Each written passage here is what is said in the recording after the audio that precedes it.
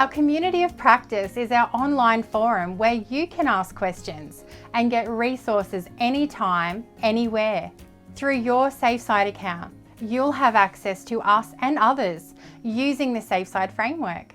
In addition to the online community, you can participate in live, regularly scheduled office hours where you can ask questions and share your experiences with our team and others using SafeSide in their work.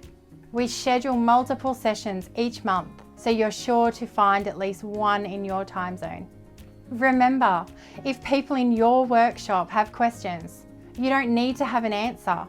Simply honour the question and encourage them to ask it in the community of practice or bring it to office hours. And that brings us to updates and refreshers. Once you have a SafeSide account, you have access to the videos from the In-Place Learning Workshop, so you can go back and refresh on your own or with your team anytime. We update the workshops regularly based on emerging best practices and feedback, so you'll always have the most recent version.